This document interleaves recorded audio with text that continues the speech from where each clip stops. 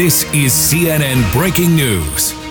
We're following breaking political news. Donald Trump going nuclear in a barrage of Twitter attacks on Republicans that he calls disloyal. The GOP nominee lashed out at House Speaker Paul Ryan, who says he will no longer defend Trump or campaign for him. Trump called Ryan a, quote, very weak and ineffective leader who's given him zero support, and he accused the party leadership of dooming his campaign. Trump went to San Antonio and Dallas today for private fundraisers, leaving behind his traveling press corps.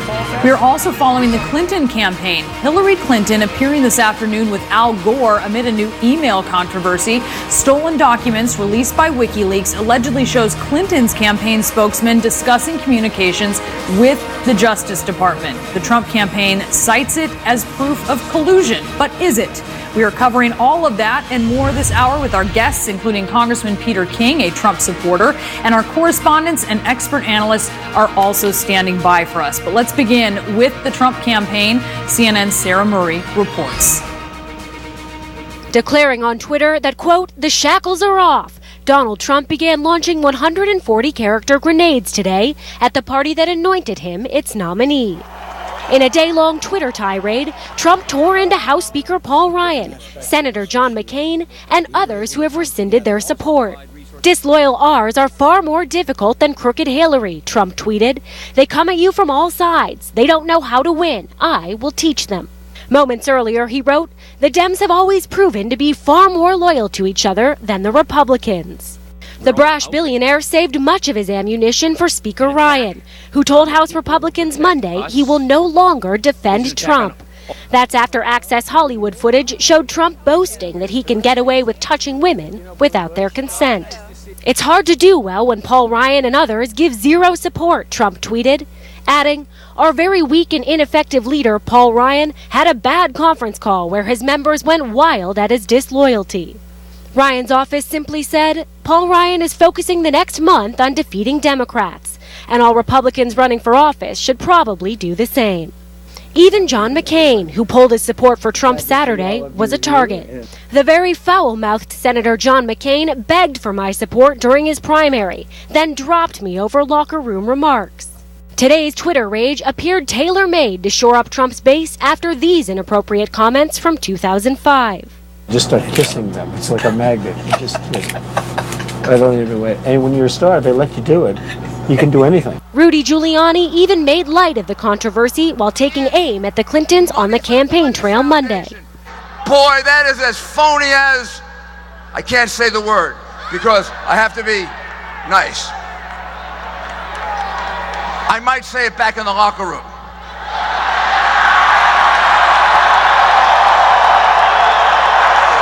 Hockey, right? But no, they talk very politically correct. Despite the all-out assault on his own party, Trump didn't hold back against his Democratic rival today, releasing a new television ad questioning whether Clinton is physically fit to be president. Hillary Clinton failed every single time as Secretary of State. Now she wants to be president. Hillary Clinton doesn't have the fortitude, strength, or stamina to lead in our world. All as Trump repeatedly vows to throw Clinton in jail if he wins in November. Special prosecutor, here we come, right?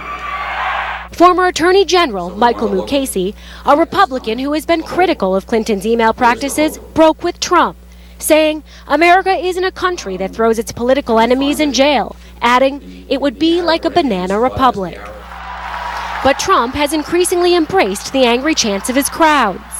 Crooked Hillary Clinton, oh, she's crooked, folks. She's crooked as a $3 bill. I'd lock her up is right. And in a radio interview, New Jersey Governor Chris Christie said he still backs Trump, but doesn't believe going after Bill Clinton's accusers was the best strategy. He should have been much more direct and much more focused on just saying I'm sorry and only I'm sorry. And as he faces an increasingly narrow path to victory, the billionaire businessman is insisting he'll fight till the end. I may be limping across that finish line, but we're going to get across that finish.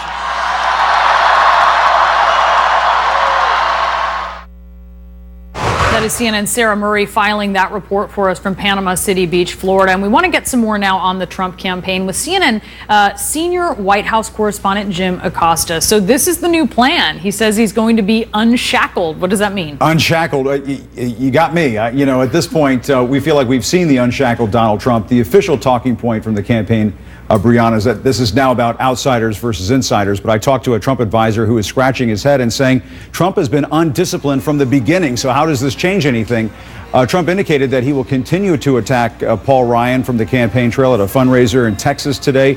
Trump again said he felt unshackled and that he wished the Republicans were as unified as the Democrats. That's something the establishment would also agree with him on. But when you're looking at the Republican Party, how is this, and maybe Republicans, how are they worried about how this will affect them? It's almost like we're looking at two different Republican parties right now, Paul Ryan's party and Trump's party. There is a worry, though, inside Republican circles that Donald Trump could take the whole party down with him and jeopardize control of Congress. Aides to House Speaker Paul Ryan are not firing back at Trump. They're sort of holding their fire at this point. But one source in the Speaker's office noted Ryan is still an extremely prolific fundraiser out on the campaign trail and noticed to members that if they need a headliner at their events, he's happy to step in. But one source who has worked with Ryan over the years blasted Trump's campaign as a, quote, rolling psychodrama, adding, "We are long past healthy." Brianna, sure seems that way. They're worried about 2/3 of their party who say they should be backing Trump, so they're trying to kind of split that up there. There's a lot to deal with at this point. There sure is. Yeah. Jim Acosta, thank you so much. Let's get more on all of this with Republican Congressman Peter King of New York. He is a member of the House Homeland Security Committee. He is a Donald Trump supporter. So what's your read on this? Obviously, Donald Trump is upset by Paul Ryan's decision not to defend him and instead to focus on these down ballot races. He launched this Twitter storm calling Paul Ryan and other Republicans disloyal. Is this a meltdown? By whom? By Donald Trump or by the party? By Donald Trump taking aim at his own party instead of his opponent. Well, listen, I'm a good friend of Paul Ryan. I'm supporting Donald Trump. But Donald Trump had just come over what he felt was a major victory in the debate on Sunday night. And then the next morning, you have appeared that the congressional Republicans are walking away from him. And, Donald Trump is going to respond. Now, listen, I'm hoping they can find a way to at least work together somehow, because to me, the larger issues are more important. But again, if you're in Donald Trump's position and you find it appears that the party is walking away from you, he probably felt he had knowing him, he felt he had no alternative but to respond to show that he is the independent candidate, that the establishment's gone against him. This proves what he's been saying all along. I'm just hoping that the next few days, cooler heads can prevail here on both sides. But he needs to expand beyond his base, and it seems like he almost is embracing a strategy that's going to keep him with only 39-40% of the electorate backing him. Well, again, I think after the debate is when he felt he was going to try to expand. Obviously, the tape knocked him back last week, understandably. And then he came out of the debate, he thought, in good shape. And then when he's tried to expand his base on Monday and Tuesday of this week, you find the Republican Party, the reports are the way it was reported, and somewhat accurately, was walking away from him. So they were contracting his base at a time that he thought he had solidified it. So it put him in a very, very tough position. Listen, he knows he has to expand the base, but when the base when your own base in the Republican Congress is walking away from you, you have to go back and solidify that base. So, again, he's in a very tough position. The party's in a tough position. I still think that with cooler heads, we can make this work, but it's, time is going to be running out. Where's his awareness here, though? Because you say he felt like he came off of a good debate performance. I mean, it was better than his first debate performance, but let's be clear, he by no means killed it at this debate on Sunday, and it seems to be that he's not understanding what a big deal that tape was that came out, that this isn't necessarily something, and Republicans and Democrats believe this, and you know this, Congressman, this isn't something that just goes away after a few days in the news. Why doesn't he realize that? I think he does realize that. And I think that's why I disagree with you in that he did what he had to do on Sunday night. I believed he stopped the bleeding, and he was able to solidify the base and prepare to go forward. Obviously, the issue is always going to be there, but again, if you look at the debate for the last, let's say, 60 out of 90 minutes, or probably 70 out of the last 90 minutes, the tape was not discussed. So he was able to get the debate and the campaign going in a direction on issues and on his differences with Hillary Clinton. So he did what he had to do on Sunday night. I agree with you. If the tape had not come out, the strategy he used on Sunday night would not have been advisable. But considering where he was on Sunday night and the media and people in the party reporting he's going to leave the ticket, he's going to step down, his vice presidential candidate is going to leave him, the RNC is going to remove him, he had to really firm up the base. That's what he tried to do. I think he succeeded in doing that on Sunday night. Today he's tweeting about John McCain leaving him over locker room remarks. I mean, he's still very much diminishing what happened. So you say, and I hear other surrogates saying, Donald Trump understands how bad this tape was, but it seems like again and again he comes back to trying to diminish it and not really acknowledging what this means. No, I think he acknowledged. I don't know what more he has to say. And I'm not here as an official surrogate. I haven't spoken to anyone in the Trump campaign probably in a week, not for any reason. But I'm not here as any type of official surrogate. I haven't spoken to anyone today. So whatever I'm telling you are my own thoughts right now. No, I think he fully acknowledges, he understands what it is. But if he dwells on it for the next 28 days, that's all the media is going to talk about, and that's all Hillary Clinton is going to talk about. He wants to get it back on the issues where he feels he's strong, whether it's immigration, the economy, energy, dealing with ISIS. I mean, these are the issues that he feels he's strongest on. If he keeps apologizing for the tape, I mean, how many times do you have to apologize? And again, I'm not even against the moral rightness of it. I'm just saying politically, if he spends the next 3 weeks apologizing for the tape, he's not going to get anywhere. But if he spends it diminishing it, this is what he's going to talk about until Election Day. Well, diminishing it, I think he tried to put it in perspective on Sunday night. I mean, the fact is, that's not the first time most people have heard these words. I've heard a lot worse from reporters. I've heard a lot worse from other politicians. Wait, Congressman. This is talking about forcibly grabbing a woman's genitalia. This is sexual assault. You have heard worse from reporters. You have heard this repeatedly from people around you. This is what people around you talk about?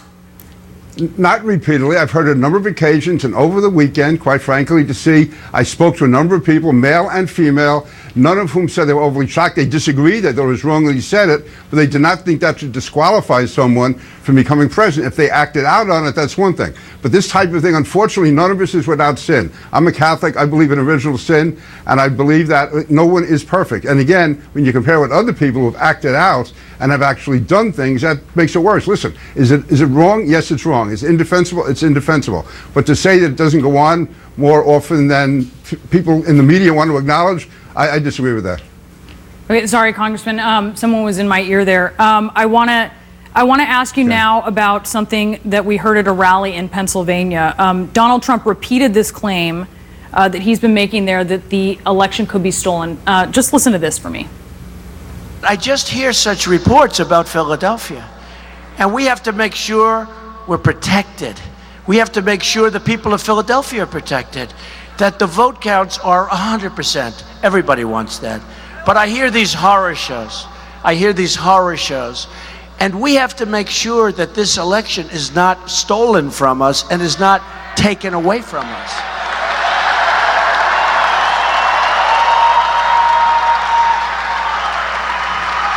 And everybody knows what I'm talking about. Well, we've looked into this, and there does seem to be a strategy on his part to do this repeatedly in Pennsylvania. But there's no support for this, that there will be widespread voter fraud on November 8th. So why is he saying that? Again, I'm not in contact with him on that. I do know that I guess it was 4 years ago or 6 years ago, there were reports, there were allegations about voter fraud in Philadelphia. I think the Justice Department closed down the investigation. So again, what's there? I'm not privy to that. If there's reports, then fine. They should. If not, then it shouldn't be said. Again, I'm not aware of the reports. I'm not part of that campaign as to what's going on in Philadelphia. But I do know that obviously you have to. Okay, but if you hear someone, basically saying that something is happening that there is no evidence of, there's a reason why he's doing it. So you're. Well, I don't know. Again, I don't know if there's no evidence or not. I'm just saying I do know there have been instances in the past where there have been voter. No, there have been instances, but there have been serious allegations He is of voter talking fraud. about widespread voter fraud that would swing an election in a state where polls show he is down considerably. I mean, what he is saying has no basis in reality. So what is he doing? Well, then I would say at the next debate, Hillary Clinton should bring that up and debate it. You have to ask Donald Trump what he's doing, ask Hillary Clinton to debate him on it, and if he has the evidence, he should provide it. That's all. All right, Congressman, hang tight with me. We are going to go to a break. We have much more to talk about, lots of developing stories. We'll be back in just a moment with more. The breaking news this hour, Donald Trump lashing out at fellow Republicans in a Twitter tirade. He slammed leaders that he called disloyal, including House Speaker Paul Ryan, and he effectively divorced himself from the party, saying, quote, "The shackles have been taken off me." We are back now with Republican Congressman Peter King of New York. He is a member of the Homeland Security Committee. He's also a Donald Trump supporter. And as you mentioned before, Congressman, you are a friend of Paul Ryan. So you have a really unique perspective on this because you have this allegiance to both men here. It's hard to see whether Donald Trump wins or loses this election, that the party just snaps into kumbaya mode after the election. From your vantage point, as you're looking at this schism that has been getting wider, what are you thinking about the way forward for the party, and what are your concerns? Actually, I'm becoming schizophrenic, I think, thinking about it. It's going to be tough. Listen, I would hope that if Donald Trump wins on November 8th, that the party can find a way to get together, that he and Paul Ryan will sit down. Let me say, first of all, Paul Ryan is a good friend. I understand where he's coming from. I may have done it differently, but I'm not the speaker. He has to worry about all 246 Republicans. I also know that Paul is very much an institutional type person, and he believes in the system, the governmental system, and he would feel that as Speaker of the House, it's his obligation to try to find a way to work with the president, certainly a president of his own party, whether or not they agree, try to find a way to work with him. And that I think is what I would count on, is really, the goodwill of Paul Ryan in a situation like that. But it's not going to be easy. There's no doubt about it. Do you think he's going to be able to lead effectively, even just his party, just the members of his party, once this is all said and done, especially if Donald Trump loses?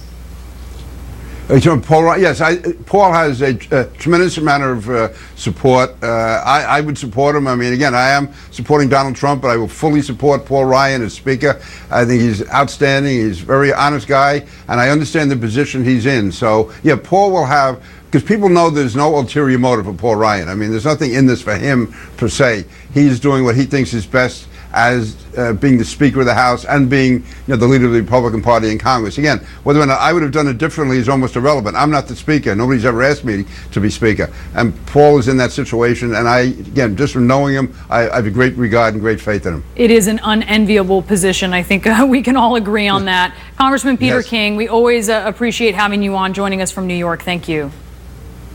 Thank you, Brianne. Appreciate it. Thank you. And coming up, more Trump tapes, perhaps. We are seeing signs there could be more recordings of the GOP nominee. Could they be even more damaging than the one that's rocking the campaign right now? Plus, new stolen Clinton campaign emails. What do they reveal about communication between the Clinton team and the Justice Department?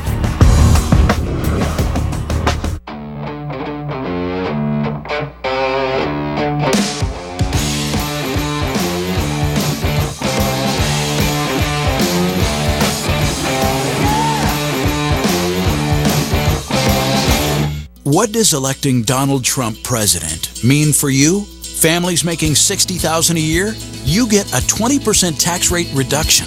Working moms? You get paid maternity leave and an average $5,000 child care tax reduction. Business owners? Your taxes get cut from 35 to 15% so you can expand and create more jobs. Donald Trump. Prosperity for you. America great